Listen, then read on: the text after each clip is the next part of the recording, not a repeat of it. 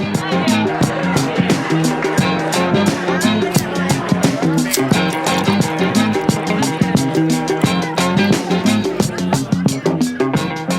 right, guys, we are back. Welcome back to the Race Upload Podcast, episode 230 for, was it December 16th, 2020. Closing out the year, Chase. We almost made it. Got a fun episode this week. We're going to answer your questions. But before we do, I want to find out what happened with Chase's weekend because he said he had a little something go on. What's going on, brother? Uh-oh, he clears his throat. Here it comes. You know what's coming. You know what's coming. Yeah. What happened? From now on, call me Sir Chase. Sir Chase. Okay. What, did you meet Paul McCartney or some shit? Now you think you're knighted? What happened? How are you Sir Chase? I met someone probably just as famous, if not right there. Who'd you meet? Well, you probably know. I think I told you that I was doing some work on this movie that's being filmed in Boston. Yeah, I know you've been on a movie, but I didn't know you met somebody. Who'd you? Please tell me you met somebody hot. DiCaprio, son. Oh, Leonardo DiCaprio. I'm not even gay, and I'd fuck him.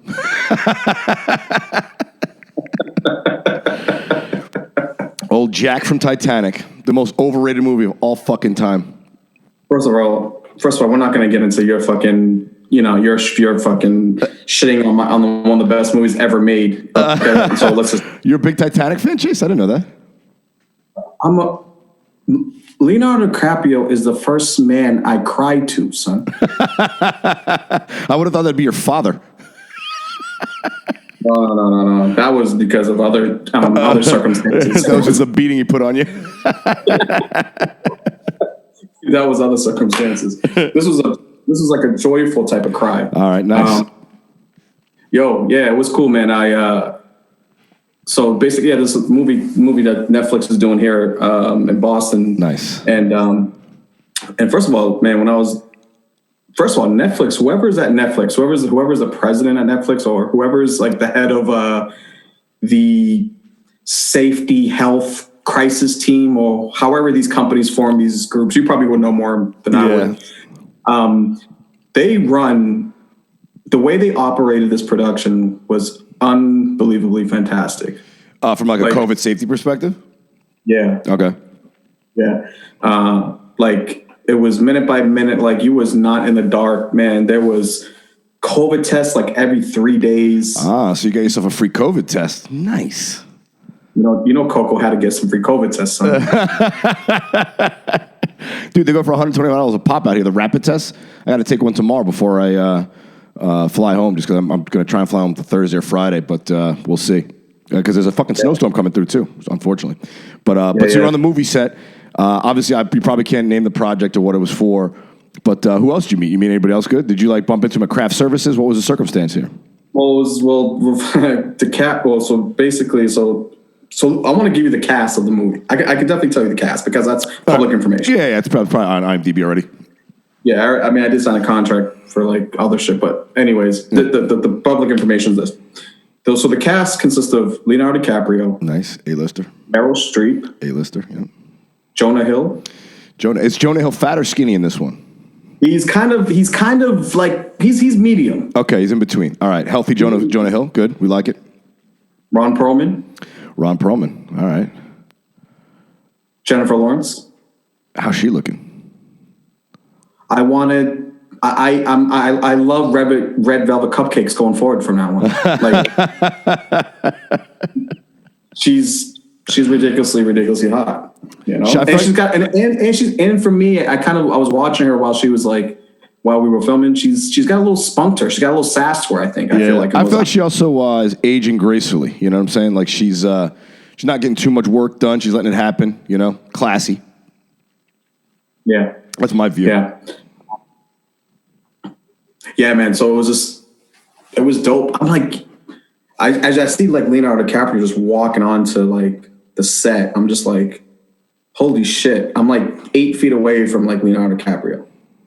And this guy doesn't even know that I made hot dogs and noodles the night before. Like, he doesn't know, nor does he give a shit, bro. Everyone around him. We don't know. We don't know if he doesn't. He could be a good guy. You're right. I don't want to speak ill of someone I don't know. But yeah, but he's way up there on the mountaintop, dude. Meryl Streep's a big fucking deal too, son. Don't get it twisted. She might be the greatest female actress of the last 50 years. I mean, she's done some bangers and she's won some serious awards. You know, she's like revered amongst the top thespians in her field. You know what I'm saying? She's great. She was great. I mean, the scene that we were in, she was mainly the speaking. She was only the one that was really speaking.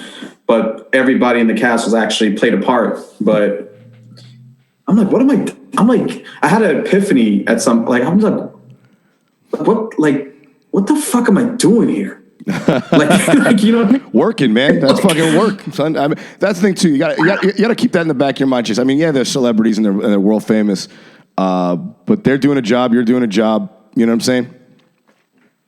Like, they're human. I get fame and celebrity. I get all that. Obviously, you know, I'm chasing some level of it myself. I'm in the comedy business, but I don't get like the hero worship over it. You know, like I respect people for like the deeds they've done. You know, and they're great actors and actresses, but it's not like they're war heroes. You know what I'm saying? It's not like, and they're just people too. So like they got the same fucking. I mean, look, obviously they got a lot more money. But they have insecurities. They have the same problems we have. You know, their kids hate them. Their wife's a bitch. You know, they're in love with some girl who doesn't love them. All the shit we deal with, they deal with. So when I'm in situations like that, I try to remind myself, like, that's just a guy. You know what I'm saying? Like, that is, like, his name is Leonardo DiCaprio. Her name is Meryl Streep. But that's just a guy. It's just a gal. It's just fucking, they're fucking whatever. You know what I'm saying? Like, they should be just as polite and impressed to meet me as I them. You know what I'm saying? Because I'm a person. They're a person. You know, at some level, you got to sort of break it down to yourself, like, all right, like take away all the layers of value that we put on it, and who are they to themselves? They're just a person. You know what I'm saying? Like they live in between their ears like we do. So yeah. I agree with you. Yeah. You know, I think the. But it is fun. It is fun to see somebody like, oh, that's the guy from that thing. That's always fun. Yeah, I mean, I'm not gonna listen. I agree with you, but I'm not gonna say that I'm still gonna feel great if I see Joe the plumber walking by me. Yeah. And well, the thing is, he's nobody to you. These people mean something to you because you have a connection to them through their movies. Like the other day, No, yeah. You don't think so? I'm sorry, I didn't hear the last part. Right? I said these people mean more to you than you mean to them, only because you have a connection to them through their movies. Like, you know what I'm saying? Like you're a fan of their work, so you know more about them than they know about you. That's what makes them famous. Right, so there's that connection that's not being reciprocated. That makes it exciting, you know, to meet somebody famous. Yeah, I'm not. Yeah, like I'm not saying like if like a person just walked by me, I wouldn't like. That's not exactly what I'm saying. I'm just I don't know. No, man, it's fun. I just think people who do like really dope shit deserve to be recognized. You know? Oh yeah. I don't. But how much more fame does DiCaprio need? Yeah, which is like really separate from how they should act. Yeah. Everyone should act normal. Yeah, absolutely. And I would bet they appreciate when you treat them normal. Like when you say please and thank you and hey, how you doing? You know, like I always find it weird the celebrities that have like those riders in their contract where they're like, you know, you can't look him in the eye when he walks down the hallway, and you have to, you know, no one could be in his green room, and it's like, all right, you know, but aren't you a human being too? Don't you want the same sort of positive social interaction that we all have? You know, wall yourself off to it. I mean, of course, they have to be careful because, you know, people try to get after them or they maybe try to rob them. They'll also have problems with like, you know, they might have problems with like stalkers, shit like that, you know, paparazzi. So they have those problems. But I mean, like when you're on set, all that, there's not going to be that, you know, there's, you know, they're closed set. So it's not like anyone's getting on there. So if they're, you know, if you're bumping the Leonardo Craft Services, you know, oh, excuse me. Oh, thank you. You know, like it should be, he should have a normal interaction. If he doesn't, I find that to be weird on their part. You know what I'm saying? Yeah. I mean, a lot of these guys who are gals that are, you know, reach a certain level, you know, some type of fame. I mean, I'm not really like a star fucker type dude. You know what I mean? Like I'm not. No. And we know plenty of them. At least I do out here. Yeah, I know. Yeah, we do. And yeah, we know a lot of them. And ironically enough, to that statement, the ones that we know are pretty fucking cool. right? The star fuckers we know, or the celebrities we know. The celebrities we know. Oh, that, yeah. The celebrities They're all normal people. To us, I mean, there was no weirdness about them. You know, it wasn't like an awkward interacting with any of them. It's funny you actually mentioned that. It was cool to see like a whole cast of like people that are just like. Well, that's what's really cool, like an ensemble cast of mega, like that's the thing. Like these are really accomplished people in their field. So I get what you're saying. You know what I'm saying? Like, I guess that's what I'm really more. Like, oh man, I'm in a movie. I'm the work that they've done. Yeah, it'd be like being on the set of The Irishman and Robert De Niro and Joe Pesci and Marty Scorsese. You're talking, you're like, those are the guys who made all the mob movies. You know what I'm saying? That's kind of cool. You know, that's definitely kind of cool. I actually ran into Ben Affleck on a fucking hiking trail like last week. He was walking with his kids and a dog. Nice. Yeah, didn't say anything. Just nodded hello and kept walking. But big fucking head, big head. Oh, big. Oh yeah. He wore the Batman suit, man. You gotta have a big head to wear the Batman suit, bro. Yeah, I just gotta have like a big face. Like he kind of looks. It's like a young Alec Baldwin. Like his fucking head is like like a melon head. Like just a big like he was I don't know, he's probably like 6'1", 6'2", kind of tall but not super tall. And it was clearly him. He had a mask on, but his head was so fucking big. The mask was so small you could easily see his face. So I was like, oh, that's how I knew it was him because his fucking head was swallowing up the mask. Yeah, he was. I think your head gets bigger as you get older. Oh yeah, that too. Good looking dog too. Nice dogs. He had two of them, I think. He had one retriever and something else.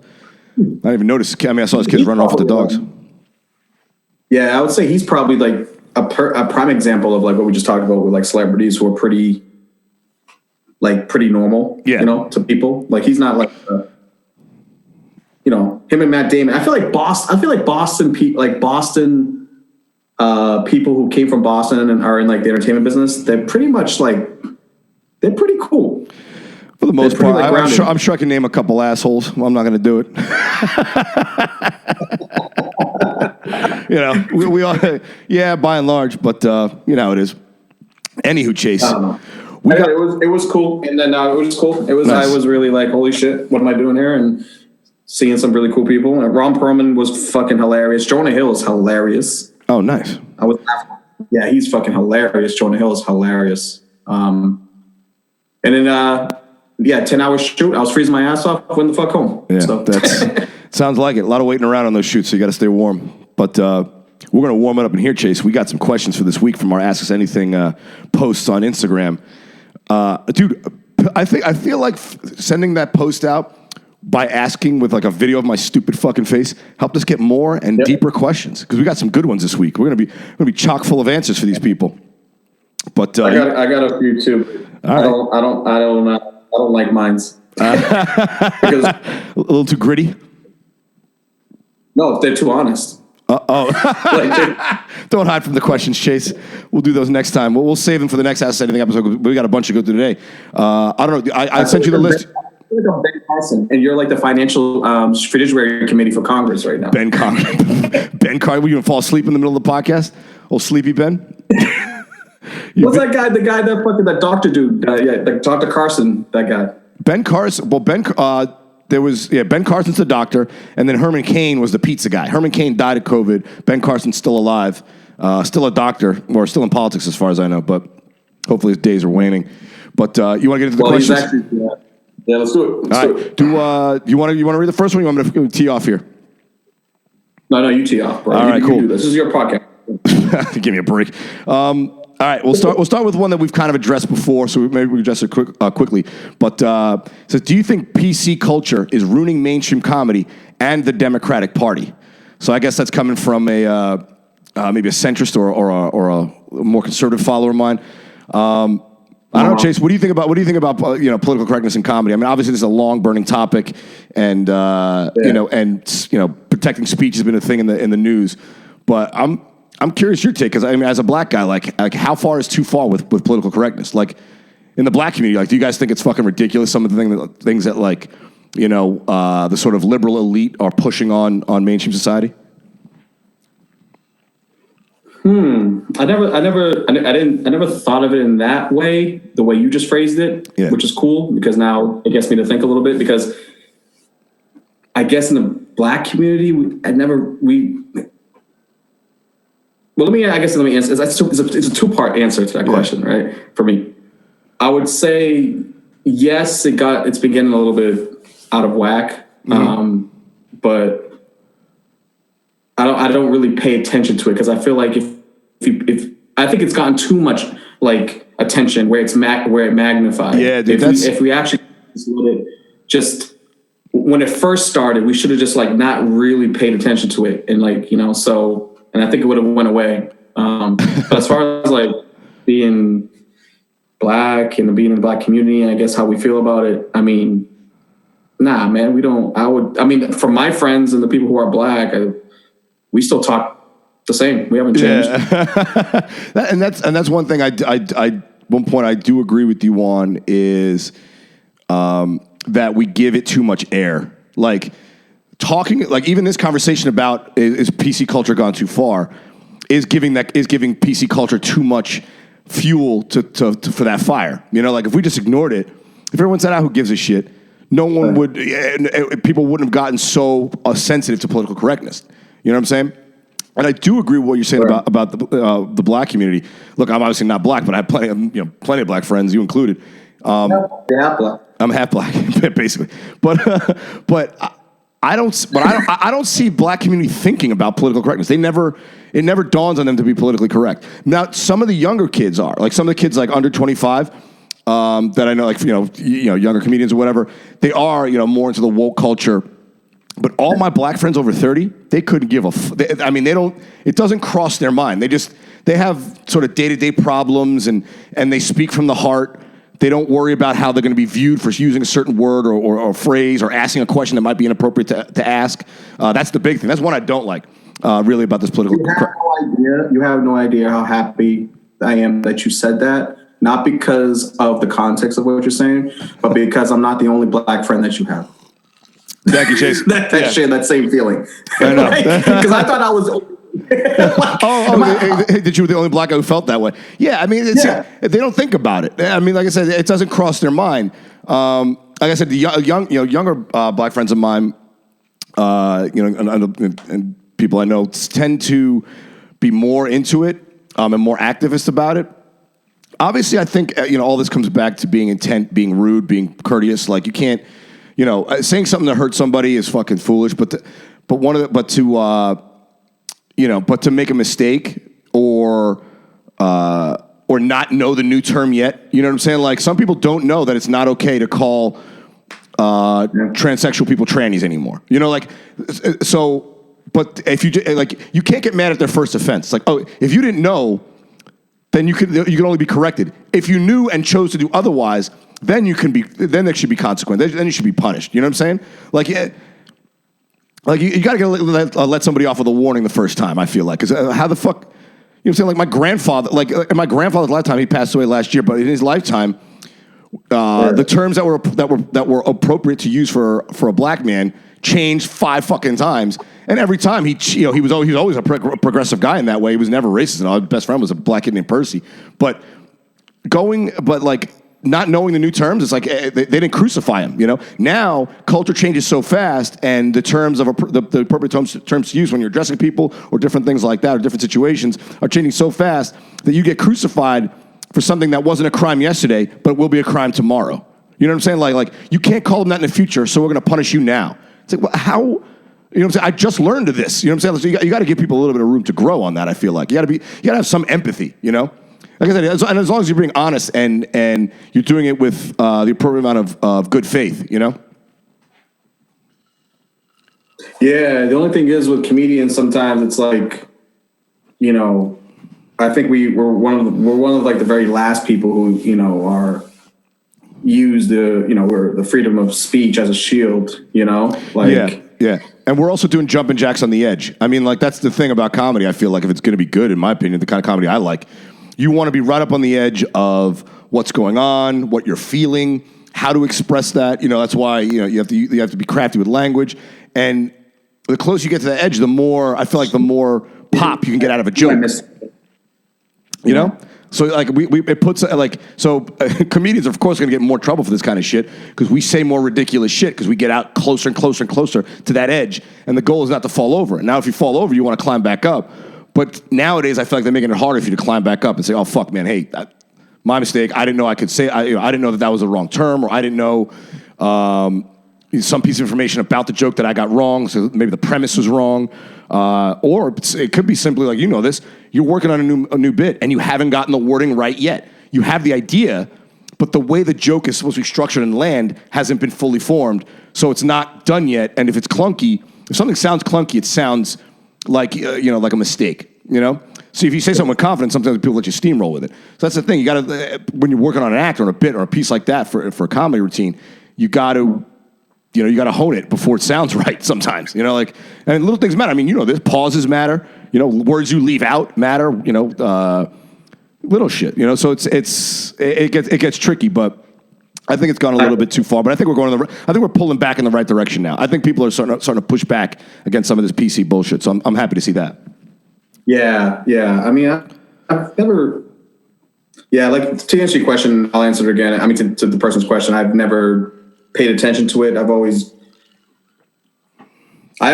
think what helps a person, a comedian or just a person in general, if you always try to be as like authentic as possible, like with people and with what you do. Yeah. I don't think if you do say something possibly that's a mistake, I think people would be less they'll probably be more forgiving of you because they know the type of person you are and the character, because the patterns is pretty consistent, right?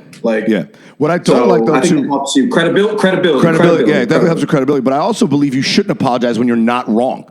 A lot of times now, people will apologize to the woke police who are coming down on them just to get them off their backs, even though what they did wasn't worth apologizing for. You know what I'm saying? Some jokes are just a joke, and they're clearly a joke, but the woke community is trying to make them apologize, to make them acquiesce, to basically make them, to show their power and that they own you. And they'll just say, "Oh, I'm sorry," when you shouldn't. Like, dude, there've been jokes I posted on Instagram that I got a lot of shit for. And I won't take down, I won't take back, because it's like, fuck that, man. Like, it was a joke, it was meant in this way. You can clearly see that. Just because I mentioned Donald Trump, or because I'm, use the word abortion, or I did this, I'm an asshole. Like you're not reading the joke, and I'm not taking it down because you're being a fucking asshole. You know what I'm saying? There is that too. You do have to stand your ground if a joke's a joke, and it's clearly a joke, and other people are just trying to fucking, get you in trouble, because I used Latino instead of Latinx in a fucking joke. It's like, come on, give me a break.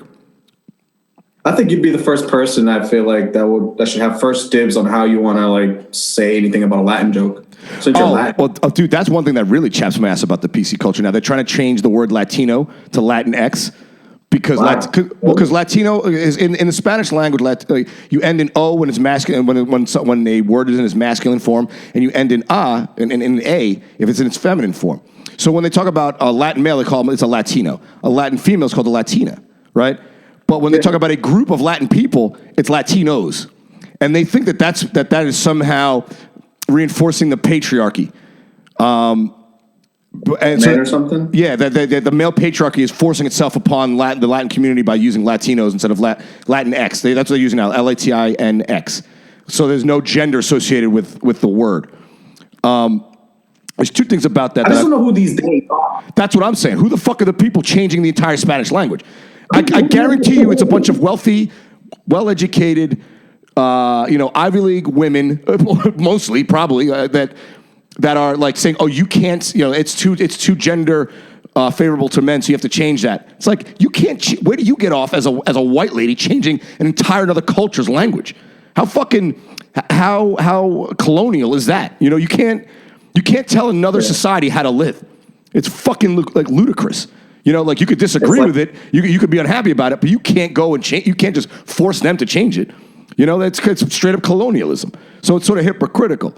But also, Latin people don't want it to be changed to Latinx. I don't know one fucking Latin person that I know that wants to start using Latinx. Not one. And maybe I know. Maybe the people I know are older. I'm sure there's some 18-year-old in high school or in college who's been sort of corrupted or sort of indoctrinated to that this is the right way to do things. Wants to change it. But, I mean, trust me, no one in Ridgewood, Queens wants to change Latino to Latinx. No one that I fucking know. I mean, it's just so imposing, And it's also just a language form. Like, you're just changing words now. But meaning still has meaning. You could get rid of the word Latino, but you're not getting rid of Latin men, so fucking get over it. You know, like it's not going to happen. Changing words is going to change, you know, an entire societal structure. What do people think? Like there's other things to worry about, bro. Yeah, Like yeah, there's that people are like really, dude. There's so many people, man. More than 50% of this country. I don't know. Look it up on fucking I don't know, economics.com or wherever the fuck you get your stupid facts from. There's more than 50, like there's people out there, bro, that's like going really through serious situations, man, and they can't seem to get out of whatever situation that seems to be pulling them down for years. Yeah. So fighting their own demons of trying to fucking fix their own way of thinking, their own way of trying to get out of their shit. You think they have time to fucking learn about a new fucking word because some group of fucking people who are very, very small in numbers feel like something is like should go this way because they hate a guy that they dated and fucking 5 years ago now or some fucking some unresolved issue in their own head. I mean, think about this. We have a third of the population is unemployed, right? We have a global pandemic, like you said. 25% of the people in this country live beneath the poverty line. We have global warming issues. Fuel prices are rising. You know, housing prices are going through the roof. No one can afford to pay their rent. Evictions are going through the roof. And we're going to argue about the form of male or female punctuation on words in another culture's language. We're not even changing fucking English. We're changing Spanish. There's people in this country that don't even know how to speak English and they fucking live in English. Look at me. But think about that, man. Like, people in America are trying to tell people in America are trying to tell people who speak Spanish in Mexico and Spain and, you know, in the Caribbean and in several other places in the world how to speak their language. You can't say that word anymore in your language. Fuck off. Like, you know, it's almost like tend to your own garden before you start coming around and nosing around ours. You know, we got enough problems in this country before we start fucking changing other people's languages. It's bizarre to me. Like I said, it seems like a wasted effort.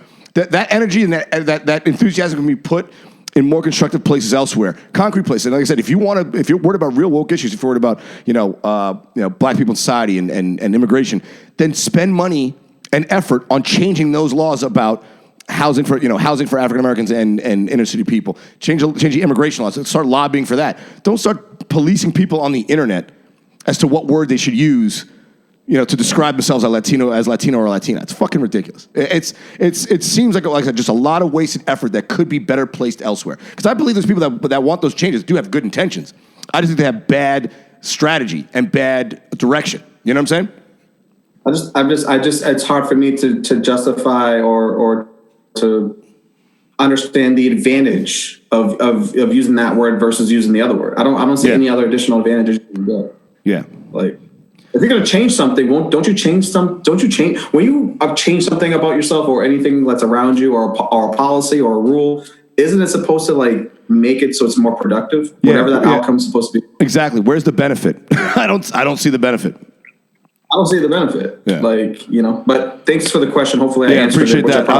And I thought about it this time, Chase. I was like, well, let's not read the names of the people who submit these questions. You know who you are if you're listening and you submitted.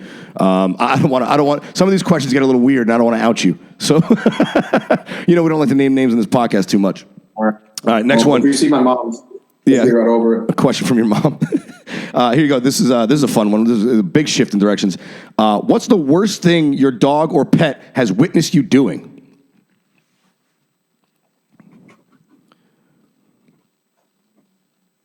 Ooh, that's a long pause for Chase. Yeah. Well, I would have to assume that any of my pets that I've had would actually have to have cared about me to actually watch me. That's the first thing. Yeah, you've had a couple cats. I don't think you've had a dog, have you? No, I never had a dog. I had one cat. Her name was Nikki. Don't know where she is. I think we lost her or something. I had a python snake in freshman year of college, but that's the only pet I had. Dude, that's funny. I had a boa constrictor in college as well. We used to feed it. We used to get high on mushrooms and feed it rats. It was wild. I feel like our age group, it was a big thing in college, right? To have snakes. Snakes were the shit, son. What's the weirdest thing? I don't know. I can't answer that question. I never really had pets, so I think I don't know. Yeah, I mean, feeding them. Yeah, feeding yourself. That's the most embarrassing thing the pet's ever witnessed.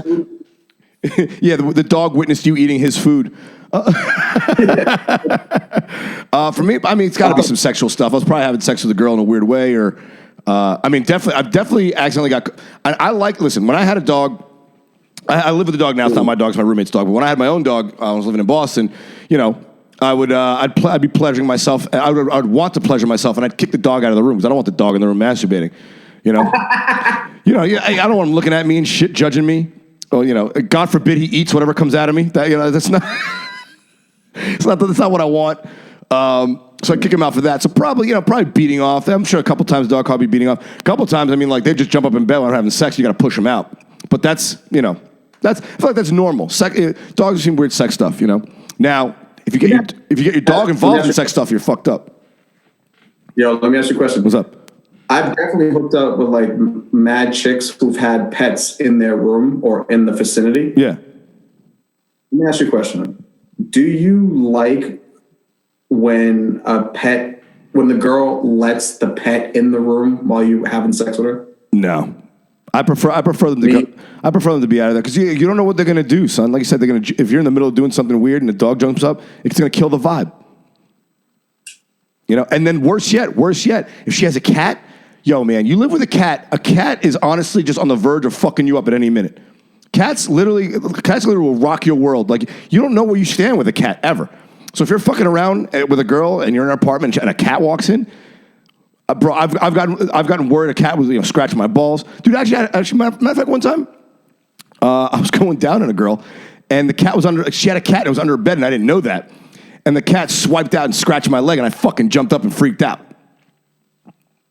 You know what I'm saying? And I'm like, and that's the thing. Like, could you imagine if I'm like banging away and my balls are hanging and the cat thinks it's a fucking cat toy and just starts fucking speed bagging them with its claws? Like, that's why you can't have a pet in the room. Remove your pets when you fuck. That's the rule. Ready, set, blow rule. Ready, set, blow podcast rule number 2. No pets in the room when you're fucking. Nah, man, that pussy came up and bit you for sure. Oh yeah, got me good. Had teeth and everything. Oh, here's a good one, Chase. You'll like this. Which female comedian do you think is the sexiest? Not the funniest, the sexiest.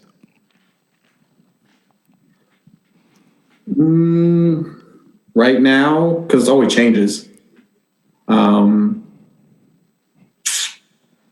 That's a great question. You're right. It's hottest weird. Female comedian that I think is hot. I think Carly Aquilino. Carly Aquilino.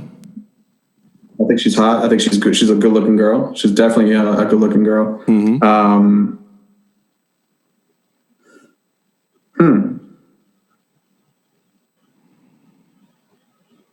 Who else you got? It's a good one. I mean, look, Aisha Tyler's hot. Yeah, I gotta get one more. I gotta get one more in there because I feel like you need two. What about like Aisha Tyler? She's hot. Who? Aisha Tyler. Can't say that I'm familiar with her. That tall black female comedian. You know who she is, son. She's been on 1,000 shows. The black female comedian. Oh yeah, yes. She's hot, definitely for sure. I have to say that as a black man. I gotta say that. What about Monique, son? Monique's not hot. She ain't hot enough. Monique. Oh, I like them all. I love them all. You know me, bro. You know. I know. Yeah, say what you want about Chase, but he's an equal opportunity, sex giver. He saw Meryl Streep. The one thing he did tell me, texted me, he's like, I just saw Meryl Streep today. I'd bang that. So the woman's like 80 fucking years old. You'll break her hip. Whitney Cummings got to be up there. She's 72 technically. 72. And I'm not gonna toot my own horn, but she looks pretty good. Yeah. What about like what Whitney Cummings is good looking? You know who I had a crush on for a little while, a couple years ago was oh my god, I'm drawing a blank on her name right now. Anything. What's that? Annie Letterman. Annie Letterman. I think she's cute. Yeah. Yeah, but I mean, who do you think is the hottest, funniest female comedian? I'm gonna get you in trouble here. That Mackenzie girl. Oh my God! First name, but you're getting really specific. This is now Chase is talking about local. Like,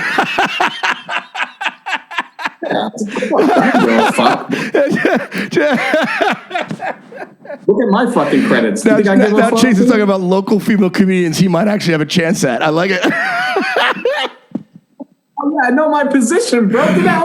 I know my position, son. You Yeah, have to, she's attractive. You taught me that. Yeah, she's a. I won't. I mean, what was it Mackenzie Berg? She's a comic. She's out in the Northeast somewhere. I like how you said, I'm not gonna say her. He's just like, I'm not gonna say her name. You say her name. Nah, I'm gonna say her name. She's fine. Let's give her some. Mackenzie Berg. Follow her on Instagram. She's a lovely girl. I don't think I've met her in person. You might have. We follow each other on Instagram because I've played Albany before. I think she's out of Albany, but yeah, she's definitely attractive. Yeah, I was thinking of bigger names, but trying to think. Most of the female comedians I know. I don't know that many female comedians. I know a bunch in LA. I mean, Kate Quigley. She's obviously hot.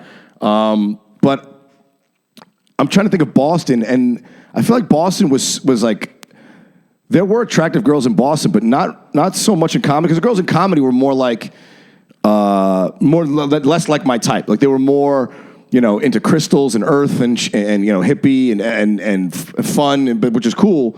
But I wouldn't call them like sort of sex symbols, if you will. But that's just my personal taste. No, but I won't even, yo, bro. But the thing is, like, I have to defend you in that part because you never really looked at female comedians, anyways. Like in that light. Yes, I will say that before I'm going to get myself canceled with this whole question that we're answering. But that is true. Chase knows that, and I've said it on the podcast. I don't hook up with female comedians. Even if I'm attracted to them, I would never. Just because I treat it, dude. I try to be professional. I know I'm an asshole. I know you guys all think I'm an asshole or know that I'm an asshole. But when it comes to comedy, I try to be professional, and not do that kind of thing. And I do want to respect these women for their craft and not try and make it any weird way in any weird way a sexual thing. So I do kind of keep to myself in that respect. But that's one thing I will say. Thank God for the generation that we're in. The women in comedy, there's more of them, and because there's more of them, you're going to get more and more attractive female comedians. So there's that to look forward to. I mean, can you imagine? Dude, hot girls already run the world. Could you imagine if they were hot and funny? We're fucked. We might not, dude. If a lot of hot girls get funny enough, we're never going to work again, Chase. I mean, like it's just never going to happen, and it's bound to happen because there's more of them happen because more and more women coming into comedy. But I mean, the future looks dark for male comedians. Not for me because you got to have at least one of us on the lineup. That's true. That's true, Chase. That is true. Maybe I should go for some sort of sex change because I'm not going to get blacker, but I could become a woman. I need that stage time, kid. I can only be so funny. You may have to go back to the Latinx side and then use that side. Yeah, I got to get woke and become a Latina X or whatever the fuck they want to call me. Here's a good one. What made you so bitter? Apparently, we come off as bitter on the podcast, or at least me. That's for you. That's for me. Yeah. See, nothing. See, I'm not. I don't think of myself as a bitter person. I think of myself as a realist, a cynical realist. You know what I'm saying? Chase is already loud. Look. I've lived long enough and been through enough things to know that life is not what some fairy tale you're going to expect it to be. I think pain is part of life. I think misery is what makes the good times good. I know the other shoe's always going to drop. I know the only thing permanent in life. The only thing permanent in life is that things will change. Change is the only permanent thing. So that I don't think it made me bitter. It made me more of a realist. But make no mistake. Obviously, I have my insecurities and my anxieties and my depressions and things that bother me. But I would say, on the whole, especially through comedy, I've learned to make those things that are going to become negatives in my life into something I find funny or amusing, or I laugh at it because it's like, what? I mean, at the end of the day, at the end of the day, who gives a shit? What are you going to do? Like fucking shit happens, and you might as well have a laugh at it, and have some laughs. And that's like the old saying goes, pain plus time, or was it tragedy plus time equals comedy, or pain plus time equals comedy, something like that. Anything can be funny once you look back on it. And for me, I try to get to the funny part as fast as possible. So by expecting the worst, I'm like, all right, well, that's what's going to happen. So we might as well laugh at the negative outcome. And then if it doesn't happen that way, great. But that's kind of how I work. I don't know that it makes me bitter. I'm fun to be around. You can ask Chase. I talk a lot of shit and I say a lot of outlandish stuff. But I'm not like miserable when you're hanging out with me. I'm usually a good fucking time. Yeah, you are. You definitely are. one of the fucking funniest guys that I've ever hung out with in my life. That's for sure. Oh, thanks, brother. I appreciate that. And then, and I think you have a pretty interesting way of kind of looking at life that a lot of times it does suck, but you kind of make it easy to kind of like say, you know what, I'm just going to plow through it and make the best out of like my bad stuff that goes on. You know what I'm saying? Yeah, so, I kind of almost relish the body blows. It's like I was like, oh, like when something really bad happens. You've said that to me before. You said like I fly off the handle on little things. It's like, but when something really difficult comes around, I seem to sort of get focused in it, and I sort of gather myself in that moment. And I think it's because that I know those body blows that you take in life. That's what makes you who you are. That's what moves you to the next level. Like that's how you beat. That's how you beat the game of life, right? If you could take a hit and you keep going, like, all right, I got to the next level. Like that was bam, I took that one. Like, all right, what else you got? And if you can laugh at it, it makes it easier to get through it. That's my thing. That's the way I kind of look at the situation. One thing I want to ask you. This actually question is for me. When did you?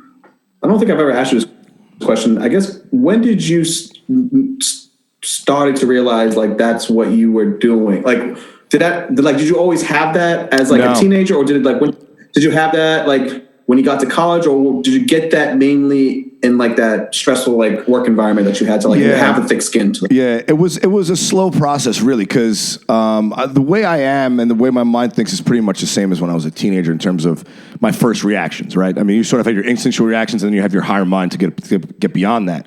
For me, I was always a very cynical and observant kid. I assumed the worst was going to happen. I was always worried about things, but I was always but that worry made me very, very focused and attention and had detail oriented, so I could sort of make moves to try and better the situation as best I could. But that feeling of like shame or inadequacy or self-loathing or being self-judgmental, that's always carried with me. So when I'm down on myself, I'm like, oh, I feel the same way inside as I did when I was 14. That never left. What changed was that over time, as you sort of beat each one of those obstacles, you're like, all right, well, I lived through that. I'm still fucking here. I'm not what next? And then you just do the next one. And you slowly build up a callus. But when I really sort of put it all together and started thinking about it consciously, that this is what I was doing this all subconsciously up through my mid-20s. It was really in my late 20s that I started to really self-evaluate and like, all right, why am I behaving this way? Why is it that I feel comfortable when things aren't going wrong, when I should feel comfortable when things are going right? When things are going right is when I get anxious and start to fuck things up myself, self-sabotage or whatever. When things are going wrong, it's like, all right, I got a problem to solve. I got a problem outside of me, and I can fix that problem. And that's when I started to reevaluate that. And it's really kind of right around the time I sort of split up from my fiance, started going to therapy. All that sort of came together, and that's when I first started realizing, oh, this is how I behave. And it's influenced my comedy, in a big way, because that's the stuff that I find funny. It's like, I look for painful topics and find the humor in them a lot of times. You've seen my Instagram account of the fucking horrible shit I post. Like, it's always, making fun of the human condition, saying that we're all a little bit of a piece of shit on the inside, because we're human beings and we're fallible. So cut each other some slack, hey, I'm not perfect, you're not perfect, can we be not perfect together, kind of thing. And that started slowly, like I said. So it was always in me, and I didn't really put it together and start thinking about it consciously until I was 29, I'd say 29, 30. Okay. Yeah. Yeah. And then, I always wanted to ask you that. I didn't know if these current behaviors did they have like any basically I want to know if you were predisposition to it, or if it was it's definitely personality traits of mine. The way I cope with it has gotten better, and it's not perfect. I mean, look, I've still do a lot of fucked up shit. Don't get me wrong. As you all know, if you've ever met me in real life, you know I'm a fucking monster. But or I can be. But yeah, there's like I said, I got more conscious. I got more conscious of it in my late 20s, early 30s, and it's something I still deal with. It's something. It's a never-ending process. Like, I know that I'm a developing human until I die. That's the way I think about it. So what am I developing into? I'm just, hopefully better and better versions of myself, I guess. Not to use a stupid cliche, but it's one of those. It's one of those things. Like it's like at some point you got to accept that certain things can't change, and the way that and my initial reaction, unfortunately, is never going to change. How I handle it from now on can change. And I sort of came to accept that, and like I said, I use comedy or use that in comedy and comedy to help that. So it's sort of a self-fulfilling, like a weird positive feedback loop. Like the way I am helps me think about topics I want to talk about in comedy, and making them funny helps me deal with the way that I am. You know? So, and I said, comedy's not therapy. I'm not one of these guys that says that. Comedy's about making the other person laugh, but it's also for me about making you see my point of view, making you see for 20 minutes or however long I'm on stage, for making you see the world through my eyes for 20 minutes and laughing at it with me. That's what I'm trying to do. I would say for me, comedy made me. I would say it enhanced, I guess, my appreciation for like just being you. Yeah. Oh, dude, it's the only job you can be honest with, man. It's the most honest job in the world. You might lie on stage, but who you are is out on stage with you. You can't hide that shit. Yeah. There's no hiding from an audience. You know this better than anybody, Chase. You cannot hide from the audience. No. Yeah, you can't hide from the audience, and even going forward, you can't really hide from people. From yourself, right? I mean, eventually you're gonna have to come to terms with who you are. So it sort of goes hand in hand in that way. Yeah, but good question though. But to answer the question, I'm not bitter. I'm pretty. Yeah. Chase is actually a good mood. Chase is good about having a light heart, man. I mean, you take things well. You manage stress well. You have just as much, if not more, problems than most. But you keep good spirits. You keep a smile on your face. Chase is the antithesis of me. I'm always expecting the worst, and Chase is like, it'll work itself out. That's Chase's vibe. Yeah, man. You know what I'm saying? Because everybody has a story. Everybody has things that they've gone through. Yeah. But I really am a person that stands by my statement of I've seen a lot of crazy shit in my life. I've been through a lot of crazy shit, and like you said, we're still here. You're right. I mean, that's the thing. It's like, fuck, man. That's like an old AA thing that my best friend told me about. Sort of. There's a couple things that because he's been in recovery. He's been sober for over 11 years now. I think it's coming up on 12 maybe. So congratulations to him. But there was some things because he first got clean going through AA. I don't think he goes very regularly anymore. He has his own process for it now. But there's certain things they tell you to put the bat down, which means don't beat yourself up. And one of the other things they always say is like, no matter how long it rains, man, the sun always comes out. Like it could rain for 100 days in a row, but eventually the sun will come out. So you have to have the sun's gonna rise. No matter how fucking you might have the worst day in your life today. The worst, someone you love could have died. You could have lost your job and your spouse. It's like, but what are you gonna do? Because the sun comes up tomorrow. You know what I'm saying? You gotta. I mean, either it's like Andy Dufresne said in Shawshank or. No, it was the old man in Shawshank Redemption, the old man who hung himself. He said, get busy living or get busy dying. I mean, like I said, the sun comes up. You got to put your feet on the ground and do something. So that sort of that in the back of my head is like, all right, well, you got to, what are you going to lay over and roll over and die? You know what I'm saying? Like, is that who you want to be? For me, I don't. So I got to get up and go do something about it. That's right. I usually I tend to get up, but when I do get up. But then you go back down for a nap 3 hours later. I go back down for a nap, and then I start my day. I get up, I smoke a bowl, then I go back to bed, and then deal with it later. Actually, you know what, Randy?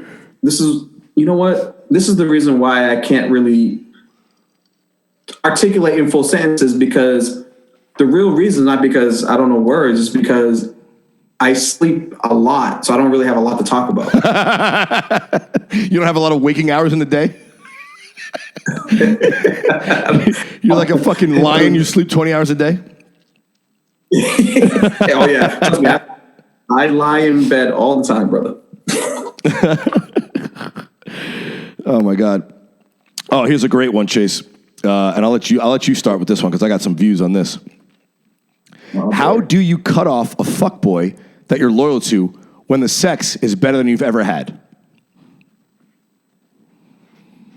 How do you cut off a fuckboy that you're loyal to because the sex is better than you've ever had?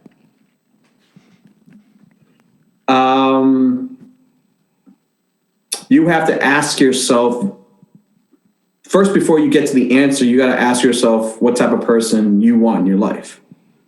Mm-hmm. So you have to identify, in my opinion, the type of partner. I think this is leading towards like a partner question, or maybe a boyfriend or something, or somebody that cares about you. It sounds like the woman who wrote this in is in a relationship with a guy who's kind of a fuckboy. And they're not quite boyfriend and girlfriend yet, but she's hoping that. But he's kind of maybe he's stringing her along, or maybe he's in a relationship with her and he's not fully committed. So to your point, you got to figure out what kind of relationship you're looking for. That's it. All relationships, whatever they are, starts with you. Yeah, it starts with you, man. It starts with you, meaning. I'm not saying it ends with you. I'm not saying but I'm just saying it starts with you, like identifying what type of person you want in your life that fulfills whatever needs that you want. Exactly, now, son. Exactly. My thing on that is if you're looking for a fuckboy, go ahead. No, go ahead. No, I was gonna say if you're looking for, I'm just doubling down on what you said. If you're okay with dating a fuckboy, then date a fuckboy. You know what I'm saying? But if that's not what you want, then you need to make that a priority. Because and I have to agree with you on that part, because what sense does it make to you if you keep shitting on people who are really good to you, let's say potential partners, and they could actually be a great person for you and actually fulfill those needs that you want. But you're just hung up on this guy's fucking big cock for some reason because he's, ramming it down on you. But you're not really looking at in totality what really brings you meaning. Yeah, and giving that guy that space might not allow you to find another guy who could be just as good or if not better in bed. That's the other thing too. This idea that this is the best sex I ever had doesn't mean it's the best sex you're ever gonna have. It's like. I hope I haven't had the best sex of my life yet because I want to have more good sex. So the idea that, he's the best I ever had, is it the only sex you're ever going to have again? Is that what you think of yourself? That this is the best you can do? Think about that. Like, is that the best you can do? Yeah, he might be the best you ever had, but is that the best you can do? I've had the best sex I've ever had every probably 4 months. Like you can't beat new, son. You can't beat new. It's tough to compete. It's tough. You gotta, it's a doubleheader. You gotta go into it with thinking of it as a doubleheader in mind. Yeah. So, there's nothing wrong with dating a fuckboy if that's what you intend to do, and if you know it's that. That's also too cool too. I mean, like whoever wrote this in, I'm not sure if she's looking for something else, or if she just doesn't like this guy, or if she's judging herself for dating a fuckboy. Because it's okay to date a fuckboy if you're just fucking around, and that's what you want, that's what he wants, and you guys agree it's a casual relationship, and that's fine. Like, but if she's trying to find the quote unquote man of her dreams, or your soulmate, or her life partner, whatever the fuck, her husband, and she's spending time with this guy, and she feels like it's detracting from that. Well, then maybe you got to reevaluate, like you said, you got to reevaluate your priorities. And it's not to say that sex isn't a priority in a relationship. Like I said, you might meet a guy who treats you 10 times better, who's 10 times better in bed, but you don't know it yet because you're spending too much time on a dead end road. There's that. Like if this is giving you one of the three things you really want in life, but there's a guy out there who's giving you two, and you don't know if he can give you the third, because you're not giving him enough time because you're spending too much time with the fuckboy, then you might be missing out. It's like the grass is always greener on the other side. Sometimes you don't even fucking know if it is. It might be. So it's eventually comes down to whether or not you get fed up as a person, right? Because I don't care how hot a woman is a guy tired of fucking her. I don't care how good how good this guy is in bed. There's a girl who's fucking tired of his bullshit. You know what I'm saying? These things change. You know what I'm saying? Like, Dude, there have been girls I dated who were, I thought were fantastic in bed. And then, 3-4 months into the relationship, I'm like, this fucking sucks. Like what happened to the old, like, and then you move on, like, so, like I said, the only permanence in life is change. And you have to figure out what it is that's important to you. And if right now just fucking around with this guy's good enough, then fuck around with him until you meet someone that piques your interest more. But if you think he's pulling time away from you from doing things that you want to do, then you got to reevaluate that. You should be using him. If he's a fuckboy, use him. I'll tell you, look, as a bit of a fuckboy myself, I'll tell you this right now. There's nothing a fuckboy appreciates more as being used. You know what I'm saying? Use fucking like why are we thought of as using you when you could just be using a fuckboy? Fuckboys are so easy to use. They're a dime a dozen. You can go on Bumble right now and find 100 fuckboys to fill up your sex calendar for the month and ditch this motherfucker. You know what I'm saying? Like, and just I said, trade them out like fucking, like trading cards, like bubble gum. So you spit them out and put another one in your mouth, so to speak. Yeah, no pun intended. Yeah, right. No pun intended. My also thing I want to add to this real quick because I want to get to the other question too. I'll just add this: don't play yourself, yo. Yes. Yeah. Stop playing yourself. If you are consistently fucking with fuckboys, right? Like Randy said, just fucking embrace it and just go with it. And then when you decide that you don't want that, then go and get something else. Yep. But what I don't like is the people who promote fuckboys are pieces of shits, but you're continuing to like fuck with them. Yep. Like, and then when a nice guy, like, this is what really, really made me crazy last week. I went on my IG fucking rant last week, and I'm still getting like messages. Yeah, follow Chase on Chase at Chase Abel. He has the best Instagram lives you never heard of. Fantastic. Right. He goes wild at night. But this girl that I know put up a post and said, "Oh, hey guys, just text me." No, she said, just text me, stop calling me. So she had a list of guys that like on her, she took a screenshot of her call history. And she's like, guys, and then she writes in quotation marks, "Oh, guys won't stop sweating me. I just want a real man." So I'm like, hold up, bitch. So let me get this straight. You want a man, a husband, or the fuck a boyfriend that cares about you, but you don't want to fuck. You don't want them to call you. You want them to text you only. Yeah, double standards. You rob him. You're robbing yourself of his voice. Yeah, it's the problem is Chase. Weird, yeah, it's weird. It's weird because I think the thing is people don't know. A lot of people don't know what they actually want. They think they want one thing when they really want another, and their behavior dictates that. Your behavior tells you what you really want. Because your body's is gonna act. But it's like how do I get rid of a fuckboy? It's like, yo, if you're putting up with it, then you ain't ready to leave him, son. At the end of the day, that's it. Sorry to tell you, sweetie. The question is whether or not what's important to you. Like I said, if you're just trying to fuck around right now, then hang out with him. Keep fucking him and be casual. But if you want something serious with somebody and he's not giving that to you, then you need to phase him the fuck out as you find that, And it's not to say that, like, the best sex part, like, son, I mean, the best sex you ever had is the last lay you got, son. You know what I'm saying? Like you said, Chase. You know what I'm saying? I can't, when I was, 19 in college, I can't think of my sexual partners or how good or bad it was. I just know I had sex. I can't even remember half of them, let alone what we did. So, like, it's this idea. I'm gonna be on it. There's some girls that I remember, man. They oh yeah, no, there was great sexual experiences in my life, but I'm saying I don't remember. All right, so my college girlfriend, right? I dated her for a long time. I'm sure the sex was fantastic. I can't think of like what was it about the sex that made me so into it right now? Because fucking 15 years has passed. I've had multiple relationships, multiple partners, multiple life experiences. What I like has changed. The kind of sex I'm into has evolved. Like, so, the idea that the idea that you're the best sex you ever had is happening right now is famine thinking. Where I think the best sex I ever had hasn't come yet. You know what I'm saying? Like, it's still out there. Because I'm still here.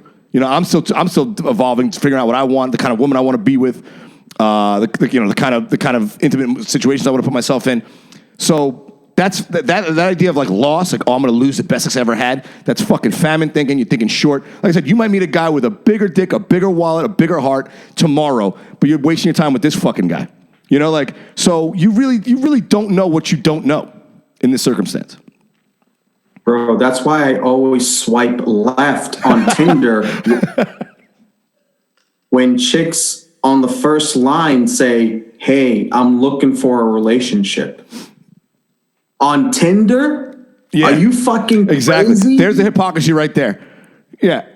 If you're on Tinder, I assume you're looking for a romantic relationship of some kind. You know, whether or not it's going to be a fucking husband, don't mention that. This is not the place. You know? It's not the place. It's wild. It's not the place. People are wild, son. People are wild. Nah, son. I just, yeah. Anyways, good question, though. Yeah. Oh, speaking of which, someone had the... as a corollary to that question, someone asked us, how big are your dicks? I'll tell you right now, Chase, I'll start this one. I'll tell you right now, I got a huge cock, son. It's like 12 inches long, but it's like angel hair pasta, son. I'll blow your back out, but I won't hit the walls.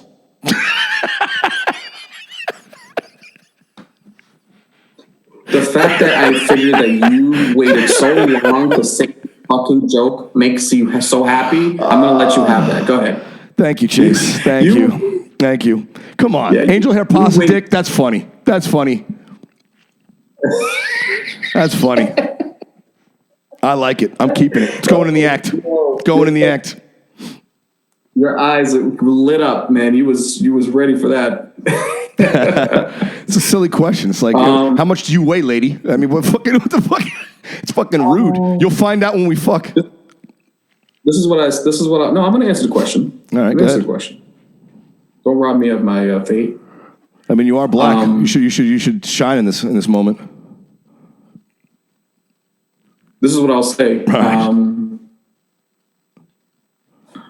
I mean, I don't really indulge my endowment, but let's just say this. I have been told I do have a pretty penis. A pretty penis. All right. That's always a funny comment. Yeah. Pretty. I mean, we put a little bow on it, a little jacket, maybe a little top hat. What? That's what she said. That's what she said. You give it a smoking pipe? She said that I have a pretty penis. It's whatever. Yeah. What was the other? I remember I always love that joke from Borat where he's like, I'm hung like a can of tuna. Just really short, but really wide. People are wild. I don't know. Yeah. Well, speaking of dicks, though, you know what's one thing about dicks that I find amusing about women in this country and women across the world, I guess, but particularly in the United States, they have like a weird thing with an uncircumcised penis. Like, I'm circumcised, and I don't know if you are or not, but for whatever reason, like, because you said pretty penis, like girls, I have had girls like, oh, he's uncircumcised, it's gross. I'm like, but that's the natural way it's supposed to look. And look, I'm circumcised, so I'm on the other side of this fence, but it's. I think if men spoke about women's vaginas the way that they spoke about our penises, women would be really, really offended. You know what I'm saying? Like, oh, she had some fucking disgusting pussy lips. It was gross. She should shave them back. I mean, that's essentially what women are saying when they say an uncircumcised penis is gross. You know, it's fucking it's a little disrespectful. Yeah, I mean, I'm not on that side of the fence. I'm on the other side. But what, are you circumcised? Yeah, bro. All right. I guess you're Greek Orthodox. That's part of it. Yeah, You know. It's, You have extra. I have extra foreskin. There are guys out there who get their foreskin restored. How crazy is that? Where they like use like weights and shit. Like they'll have like a skin graft and then put weights on it to like stretch out their foreskin again. It's fucking bizarre. Yeah, what's done is done at that point. I don't know. It's just I got what I got, man, and it's been going good. So that's true. You know what? I'll tell you this much, man. At 37, I'm happy it still fucking works. You know, let's get down to brass tacks here. You know, it still works. You know, I don't have any fucking STDs or anything. I lucked out. You know, in the grand scheme of things, you know. Oh yeah. Here we go. Some more relationship stuff. If a guy talks to me every day but sleeps with me every 2 weeks, is he seeing other women? Yeah, he's fucking mad bitches. Yeah. Next. Thank you, Chase. Yeah, he's definitely. I'm not saying bitches to be like. I'm just saying like. I'm saying bitches in the way of like sense. Wake up. Wait, like yeah. That's exactly what's happening. Yeah, I mean, look. If a guy's into you, he's going to make time for you, period. And this guy's into you enough to make time for you every 2 weeks and talk to you every day. But if he's really into you, he will not leave your ass alone. You know what I'm saying? I mean, like he's going to be he's going to be like fucking Tiny Tim. Thank you, sir. Can I have some more? That he's going to be all fucking day with you. And look, and sometimes maybe this is fine. Like I said, there have been relationships that I have with women that started out slow. Where I would date multiple women, and she dated multiple guys, and we would just hang out when we could. But if if it builds up, then you're like, all right, it's kind of like that old Patrice O'Neill bit where he talks about women. It's like men don't wake up and say I want a girlfriend. They just wake up one day. They just have jars on their dresser, and for all the different girls they're dating, and they put jelly beans in each jar for every good thing the girl does, and take jelly beans out for every bad thing that she does to him in his eyes. And one day he wakes up and realizes one jar is just full of jelly beans, and that's how he knows. That's how he knows he has a girl. That's kind of how men operate, and women do to a certain degree too. But the question is for you, whoever wrote that question, is how long has this been going on? Has this been going on for 6 months, and you're looking to make it more serious, and he's not? Because then you have to sit down and say, all right, look, I like you more. I like you more than you think. I want to spend more time with you. I don't know if you're seeing anybody else.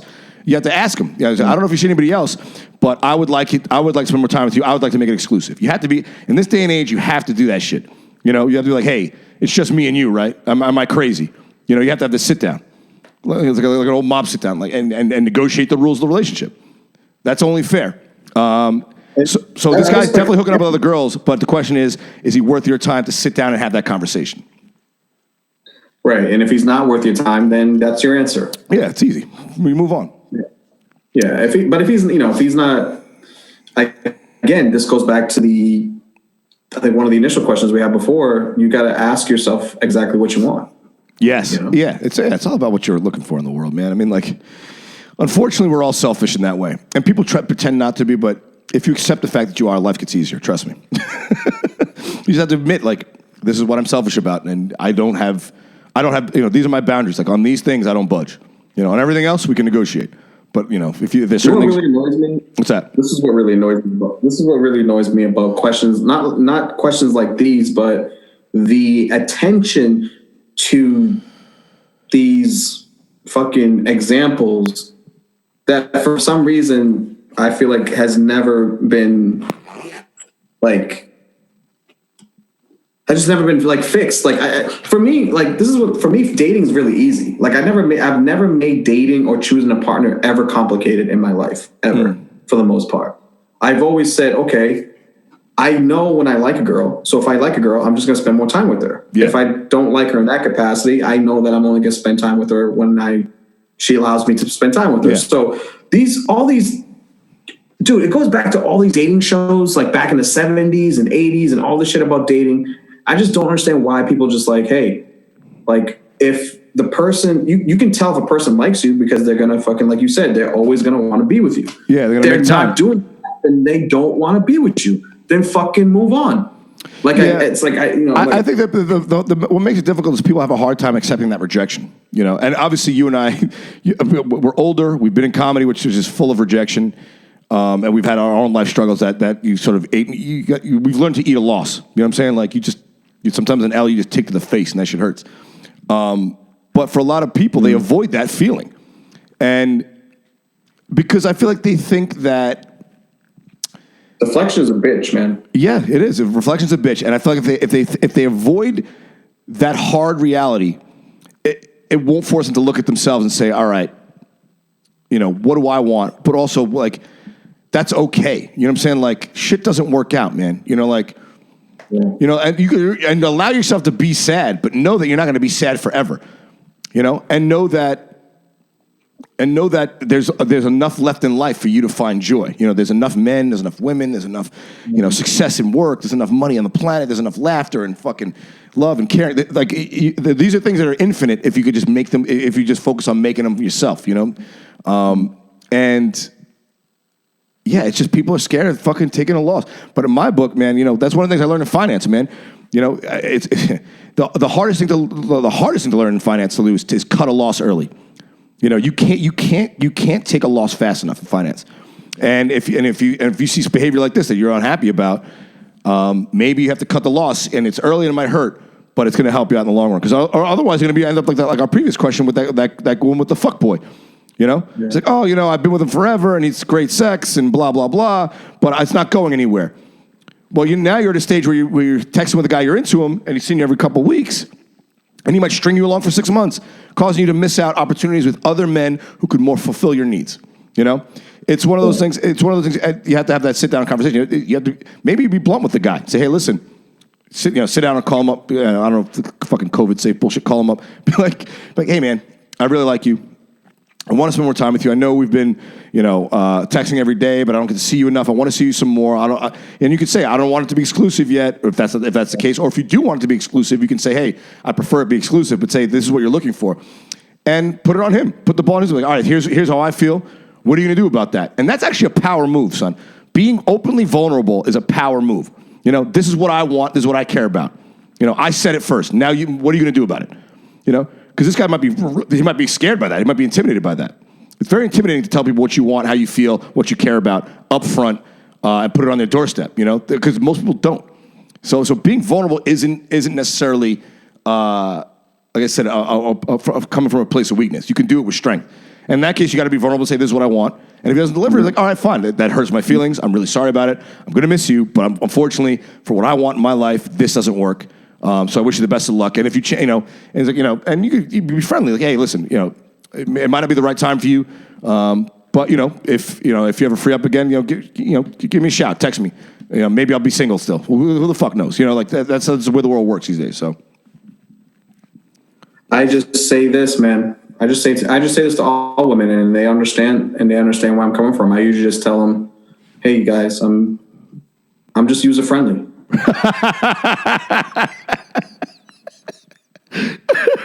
Whatever you want, I'll give it. I'll give it. You want me to be on the side? I'll be on the side. You want me to be up front? I'll be up front. I'll hang around the hoop. Whatever you need, lady. Whatever you need. I'm user friendly. You will never, ever get, I guess, I don't know, commitment like that. That for me, like I'm not gonna force the issue. Yeah, well, you're smart enough to know that in the Chase. I feel like you're smart. You're wise enough at this point in your life to know that. Yeah, I'm sure you might want commitment, you might want love and all that, but you know that if it's forced, it will never be what you want. So why would you do that? You know what I'm saying? Like, if you push it too hard, you're not going to get the kind of love you want. So you don't want that love. You know what I'm saying? Does that make sense? It makes total sense because I would see that all throughout my life, young, adolescent, teen, 20s, even 30s, like all these relationships that I've seen through friends and people that I've known. This I think comes from the comedic being a comedian without even knowing that I was a comedian at that time. Yeah. Of just being like very highly observant of my surroundings and just watching other people's fuck ups and saying to myself, nope, that's not what I want. I'm not going to do what they did. Learning from others is a critical way to fucking move ahead in life without taking damage. Yeah, not to say that their story is my story, but you got to pay attention to patterns and see what. Absolutely. That's why I'm an equal opportunist, man. I'll talk to any one of you guys. So if either of you ladies needed a man in your life, Chase is available for you. He will console you back to health. No, not a man. I'm told you, I'm the middle side piece, Nick. That's right, the middle side piece. I'm the middle side piece, man. You're the number one side piece. Yeah. No. I'm not the number one side piece because the number one side that comes with a side piece, which is barbecue sauce. But what's the second option if there's no barbecue sauce, son? You know the answer, son. Not barbecue sauce. What do you got, sweet and sour? If they're out of barbecue sauce, what's the second sauce you're going with? Sweet and sour, like at McDonald's? Yeah. I go sweet and sour or honey mustard. One of the two. There you go, son. Sweet and sour or honey mustard. Those are consistent middleman side pieces. They deliver. Constant. They're always going to be there. That's me. I'm not the main barbecue side piece, son. I am this honey mustard, sour, whatever, the sweet and sour, honey mustard. And I'm the second option. I'm the best second option you're ever going to get. The best. I'm the best second option you're ever going to get. You got to write that down, Chase. I might have to put that on a T-shirt. I'm the best second option you're ever going to get. I'll write that down. That's fantastic. A lot of relationship stuff, at least in a row here. Do you guys believe do you guys believe long distance relationships can work? Do we believe long distance relationships can work? Do you believe they can work? I'll let you. You want me to start? I'll let you get that. I do, for a period of time and depending on the distance. I've been in two fairly recently, actually, since I got out of that long-term engagement and everything. And I found that, so I was dating a girl. I won't mention names. She was. I started dating her. You know who this is, Chase. Right when I started comedy, and I lived in Boston. She lived in New York, and that was fantastic because it was a 3-hour train ride apart, so we could see each other at least once a week if we really wanted to. But I would spend a lot of my time, because I just started doing comedy, going to open mics every night during the week. She would work during the week. So, if she was coming home from work at 6, I'd be going out the door at 6. So living with her would have actually, or living in the same town with her would have been a lot more disappointing because the expectations would have been higher.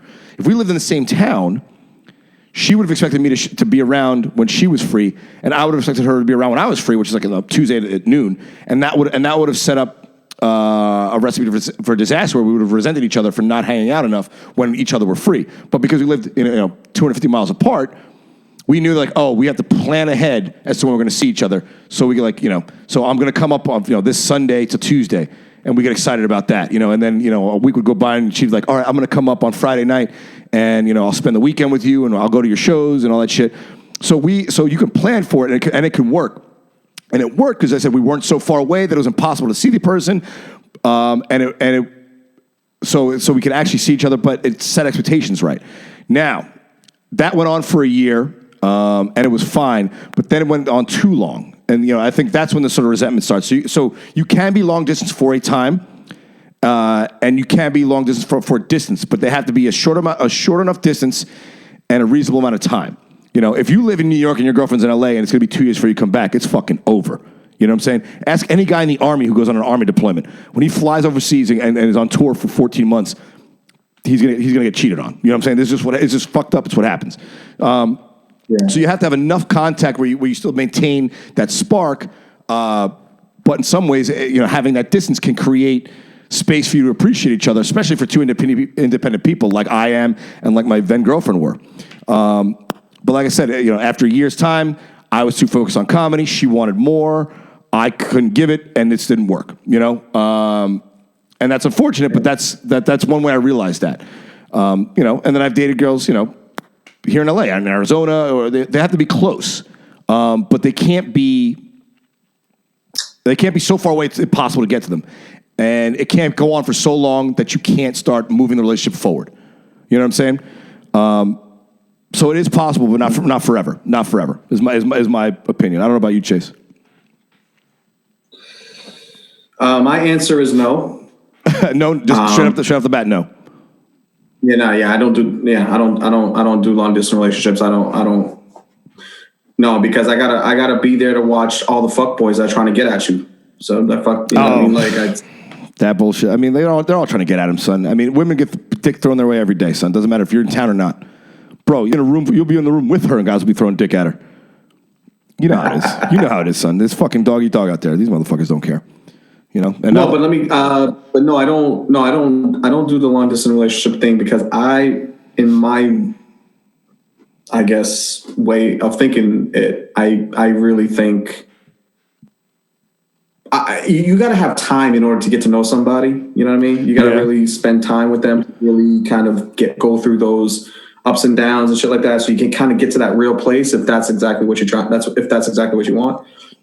So I always believe the person really has to be there in order for you to go through those things. And I feel like distance in relationships kind of tends to hurt the relationship more, in my opinion, in the long run, because you're not really kind of spending a lot of time with each other in the beginning, so you can get to know each other, and which leads to a higher disappointment later on, in my opinion, like from my experience. Okay. I mean, I guess maybe maybe both my situations were a little bit different. My most recent long-term, relationships are a little bit different in that I had the free time to spend more time with them up front. Like I was working in New York and living in Boston, and she was living in New York and working in New York. So I would go down there for early when I first met her. I would spend the whole week down there working, and then I'd be able to see her all week during that.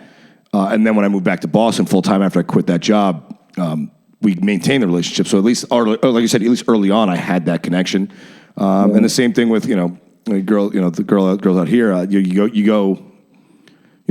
go to Arizona plenty for comedy. So it was easy to sort of build a bond with that with that person. But I don't. I do think, like I said, that there's like a ratio.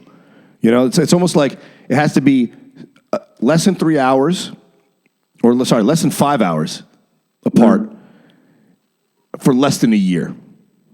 That's what I think. I feel like maybe less than 9 months. Like that's about as long as a long-term relationship can go. Less than 9 months, less than 500, less than 5 hours. Anything more than that on either of those scales, it's fucking over. You don't have a shot. I think about it from like a math equation. I think that's what it adds up to. Because then you build that excitement, right? Because you can see them. Basically, if you see them 3 times a month to start out, you can keep it hot, right? Because you can wait 5 days to fuck, right? You can't wait 5 months.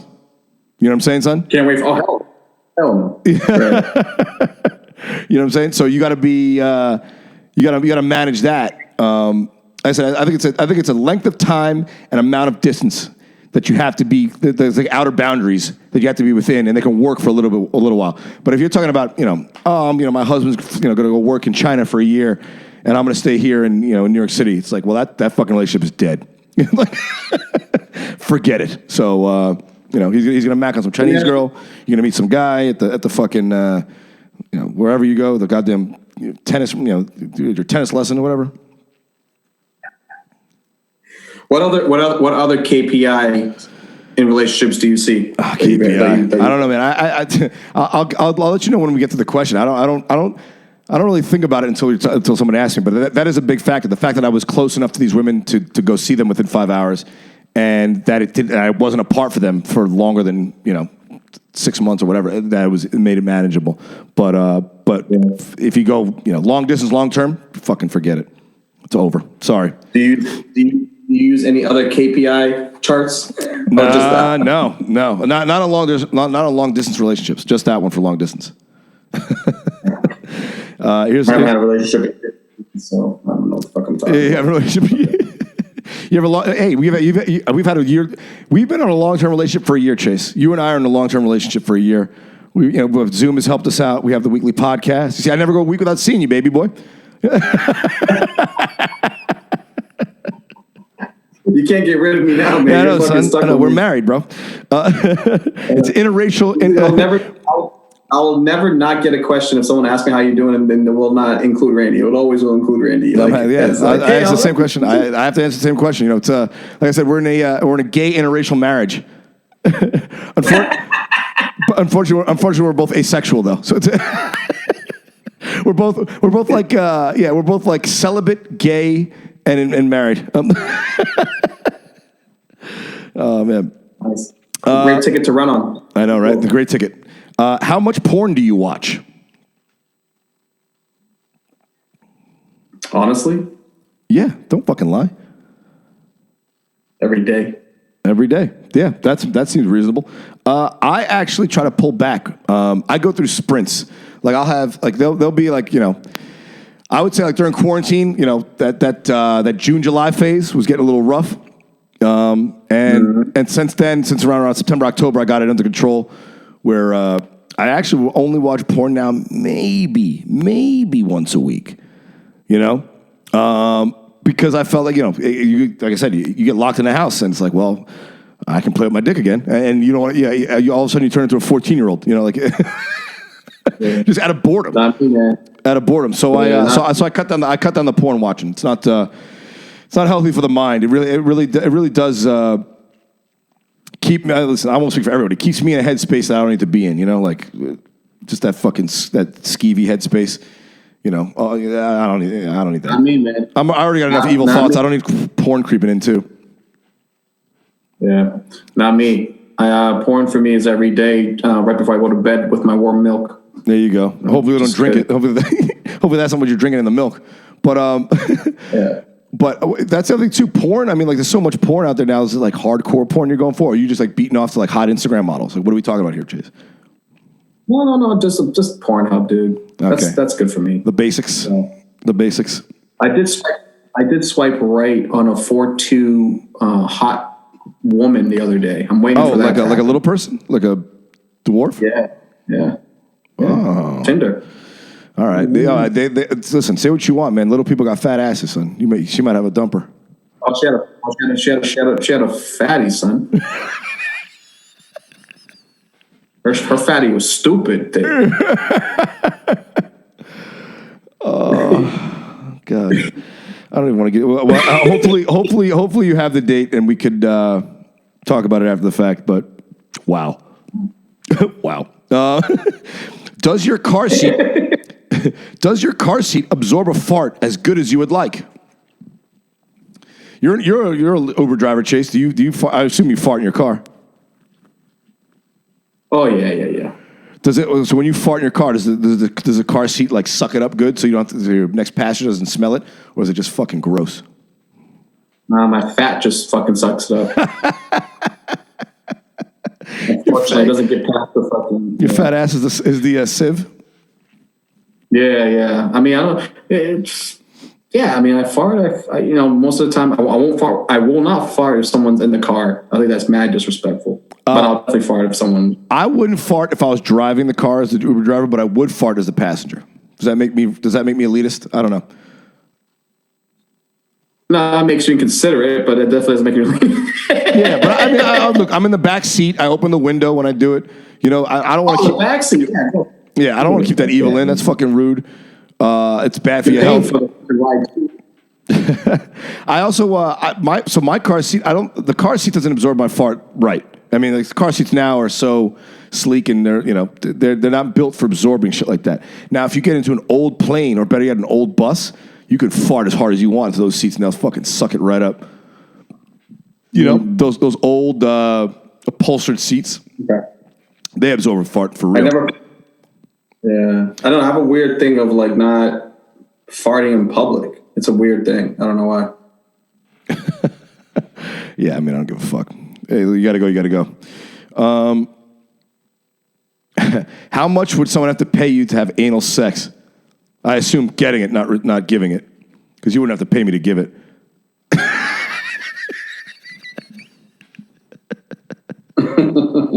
How much would someone have to pay you to have anal sex with you, Chase?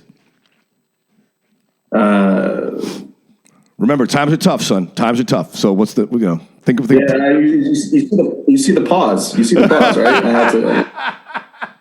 This is a big step for me as a black man, so fucking let me have it, right?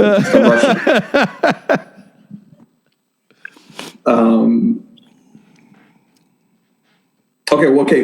When we say give, who is administrating it? If there is someone administrating it, is it a girl with the strap that's doing it? Because that could... Okay, we're not what we're talking. So you take a pegging before a guy fucking you. Let's make it interesting. Let's make it a guy, right? He's not like, some giant offensive lineman or something like that. Just a normal guy. But, he's like, hey, man, I'm a multimillionaire.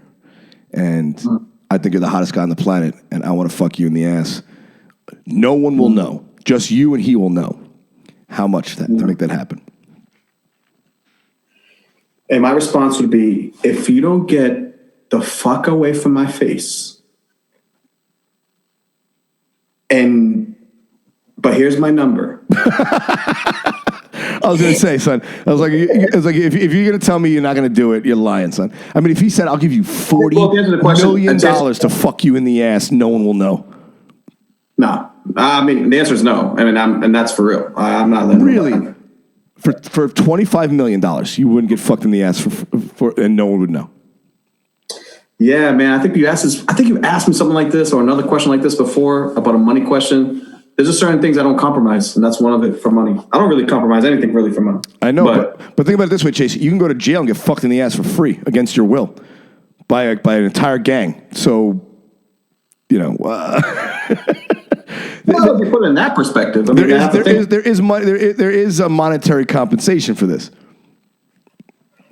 Think about this. All right, better question. What if like it was like George Clooney was like, I want to fuck you in the ass. No one will know, and I'll pay you whatever you want. George Clooney's a beautiful man. Leonardo DiCaprio is a beautiful man. Well, first of all, if they're just going to use me for one time, then we're going to have a problem. You want a relationship? You don't want to be treated like a fuckboy? Yeah, I don't want to be treated like a fuckboy, man. I want to be their side piece. If you're talking about Leo and fucking George, now we you know. You gave me a fucking regular dude. First of all, one time. What do you think? The guy that you gave me was some guy off fucking Myrtle Ave in Queens. Right, exactly. What the fuck do I want that guy for? Oh, man. I don't know. I mean, fucking the ass. Either way, I mean, I wouldn't want it, so it's going to be rape either way. But so that's basically asking me like, how much would someone have to pay me to anally rape me? It's like, I don't know. But I'll tell you this: there is a number. You know what I'm saying? If I really thought about it, I mean, it's fucking, bro, son. If you told me you can give me $100 million and no one would know. Yo, I'm about to buy the leather belt and take that beating, son. My whole family would be good, son. You would be good, son. You know what I'm saying? Like everybody I know would be good forever. You have to think about it. That's the thing about these things, man. You have to think about it. If you really put a number on the table, and that's the thing too. A lot of these "what would you do for money" questions that people ask, people say they won't, but it's like if that money is on the fucking table, piled up in pallets. In $100 bills, you would change your tune quickly because it's one thing to say it abstractly. It's another thing to see it. It's one thing to say like, oh, I wouldn't cheat on my husband or I wouldn't cheat on my wife. But if Brad Pitt pulled his cock out and put it in your face, ma'am, you might be sucking his dick within 10 seconds. You know what I'm saying? Like, you don't know what you don't know unless it's put in front of you. And $100 million on the table, son, you know, I mean, I might have to take a fucking beating. Well, I've been made, you know, I've been passed on, you know, by dudes that were wealthy before. You know, I'm not no fucking chump to the fucking example, son. Some guys offered you, they gave you an indecent proposal. They said, Chase, let me fuck you in the ass for a nickel. There was a famous, I won't say his name, but there was a well-known broadcaster that offered me to live with him. Ooh. Back in the days. So he's a well-known fucking. So what's Joe Buck like? Oh, Joe Buck. I just hate Joe Buck. Oh, the MLB commentator? Yeah, he does like Monday Night Football or whatever. Oh yeah, I thought he did the baseball thing. Okay, yeah, he does baseball. He does baseball too. Same guy. Oh, same guy. Right? Yeah. You don't like him? Why? I just find him to be dry and annoying. Oh, okay. Yeah. No, I heard his voice is kind of like a staple in my mind because of the MLB shit, you know. Yeah, for sure. But no, but again, I'm firm in my answer. Last and final answer: no lifelines. The answer is no. No fucking in the ass, huh?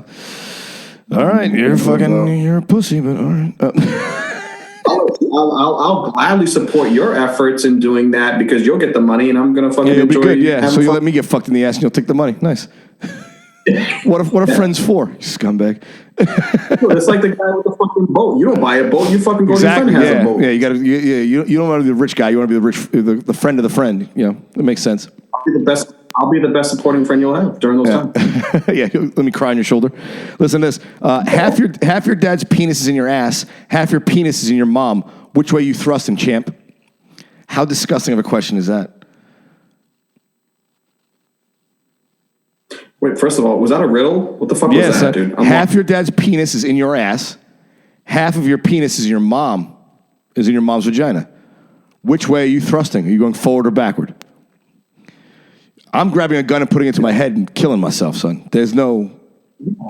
I mean, first of all, I'm doing who comes up with this shit? Twist. I'm doing the twist, chubby chub, son. Yeah, son, getting out of all directions.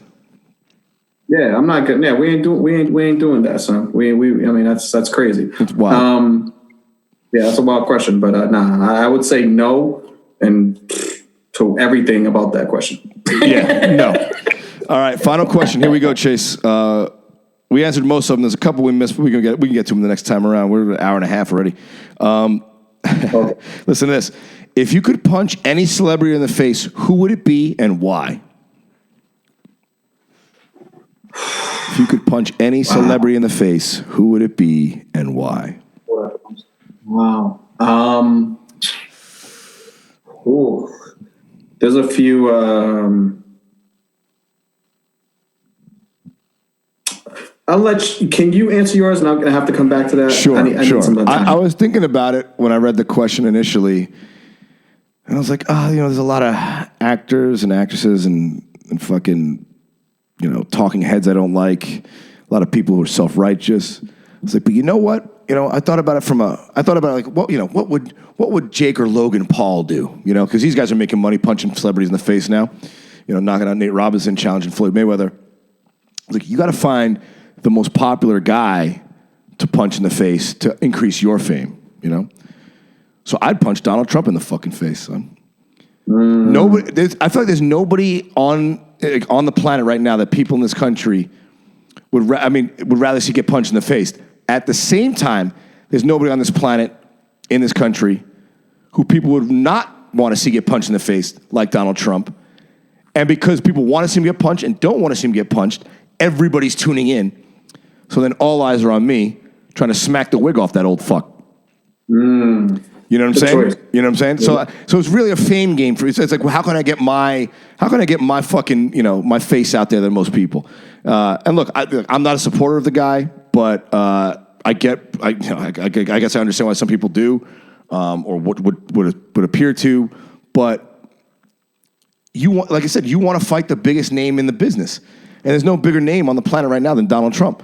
So if I went upside his head, overnight, I'm the most famous person on the planet. You know what I'm saying? If I'm the guy who did what half the country wants to do and the other half doesn't want to, wants to stop, then I'm the man. You know what I'm saying? So yeah, Donald Trump's up there. He's got to be up there for me. Plus I feel like I fuck him up, son. Yeah, that's an easy win. You know what I'm saying? I'd knock him out fucking quick. He'd be short work. I wouldn't have to train or anything. I'd come right off the counter. I'd come right off a blunt and smack the shit out of him. Hard hand, son. Straight up. He's all slow and fat. He wouldn't even know what's coming. You'd give him that nice New York fucking Queens slap from 1993, son. Just snuff him. Just fucking mush him. Just 1993, just his feet are over his head. His feet are over his head, fucking on the ground. Just mush that old fuck. Back in the days, that's how it was, man. You get snuffed, son. Yeah, so you don't get embarrassed. So who'd you smack? Who are you gonna smack? Or punch in the face, rather?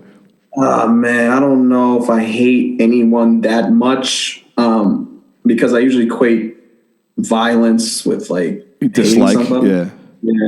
I never usually do anything for any type of gain, in the sense of I don't know, it's got to be I really have to hate you in order to do that, I would say probably that dude. What's his name? Aaron Carter. Nick. Yeah. That guy, Aaron Carter, could be annoying. Yeah. He's he says a lot of crazy, stupid shit. Son, you can go fight Logan Paul and avenge Nate Robinson's loss. Well, it would have to be a different weight card. That's for sure. Because I'm on a different, But I would train and fight those guys. I don't give a fuck. Yeah, exactly. Exactly. I love that they're hyping it up one of them's trying to fight Conor McGregor now. He's like, oh, you're ducking me. It's like, Conor McGregor's not ducking you, son. He's just trying to get that number right. He ain't stupid. He's trying to pump that number up as big as possible. This is you know what I really hate, though?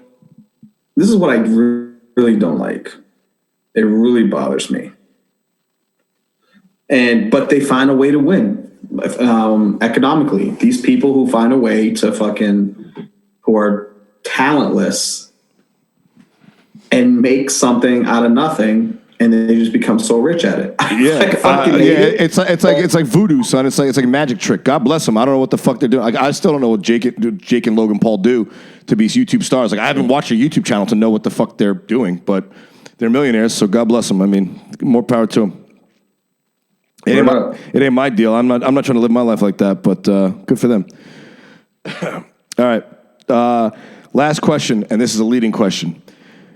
Are there any plans for you doing a show in Portland, Oregon? It's funny you should ask. Yes, there is. On February at Helium. I'll be at Helium Comedy Club February 11th through 14th. Opening up for the great Jeff Dye. And that is the last question I'm going to take because we're an hour 45 into this, Chase. And we did a fucking marathon one here. Oh, any last thoughts, Chase? Any last thoughts? Nah, man. I think it was good. Good questions. I always like these ask us anything questions. Thank you to the people who submit those questions. Yeah, thank you so much. Yeah, no final thoughts, man. I think it's a couple weeks before the year ends. I think we're gonna finish kind of strong here with the RSP podcast, like we always do. Absolutely. We will not miss a week. We will be here Christmas week, the week between Christmas and New Year's. We're not going to miss a week. We're not going to abandon you guys. Don't worry. No. Yeah, I'm looking forward to like next year, making some transitions that you know of. So yeah, man, everybody is, but you particularly, obviously, I'm sure. Get off the East Coast for a little bit, see something new. But that's all we got for this episode, guys. Thank you so much for your questions. We appreciate it. We love you guys. I'm sorry if we missed a couple of your questions. I think we missed like 4 or 5. Some of them are duplicative to other Ask Us Anything episodes we've done. So if you want, you can go back and check out all the other Ask Us Anything episodes. They're numbered on the Ready Simple podcast. You can check us out at iTunes, Stitcher, Google Listen, all the places you get a podcast. And anything we miss, we will save for the next Ask Anything we will do, which will be in the end of January. Well, mid-January, probably right around this time. We usually do it the third week of every month. But that's if this fucking mealy mouth. I had too much tequila. I drank a giant glass of tequila during this podcast because these questions got racy. But thank you so much, guys, for listening. That's it for this episode. That's Chase Abel. I'm Randy Valero. We're out, guys. Peace. All of the happenings now, I'm moving forward as I'm backing them down. Strange how your brother's off a nap in the pound. I gave no gaps, not even crack of a smile. Take a nap, respect the cap and the gown. I'm in the mountains trying to master the sound. Send a signal when I touch to the ground. It's all official, take a good look around. Will they miss you when you're no longer found? I'm slinging solely off word of mouth, the word is out. Roll the farmer's joint and hold the crown. Agreeable women move with me and keep it 250s. Bring your friends, I got the crew with me. Whiskey shots get it poppin', I don't know stop though. Don't pass it without tapping the bottle. It's only fun if you make it tomorrow. I do this to the point of no return. Can I kick it? They look sore was dubs and pass the mic along. Slow dissolving like the body of Christ. I lose the moment I try taking your life. Imagine even trying to take your advice. Nothing suffice, I need nada. They're backstabbing for green dollar. Poor schemes, you seem novice. I find it strange you put your faith in strangers. I'm who you run to when it come to favors, but duck when it's time to pay up. You sit on the ones that care for you over paper. In constant competition with niggas you chill with, but label haters. I don't even blame them, I live beyond resentment. Soon as you moving, they be acting different. They want success but always lack commitment. My journey's longer cause how I was brought up. Never ask nobody for nothing, you'll never owe them. Before you forgive them, remind yourself how they tried to get over. Take your issues and own them, apologetic to know as soon as I inhale the lavish aroma. My vision visit limits, passion persona. I swear I be zoning. My taste in women's exquisite, done had the baddest moaners. Enjoy every minute living until I can't recall it. Hidden scars from past opponents while they wear theirs like memorabilia from classic moments. Y'all was asking for it, I was getting to it. You waste your time complaining and never change shit. Lame shit, on the same shit. When you talking big game, know who you playing with. You talk about the ones you know to those you don't. Like they don't know you just a fucking joke. That shit the strangers. That shit the strangers. That shit the strangest. That shit the strangest. That shit the strangest.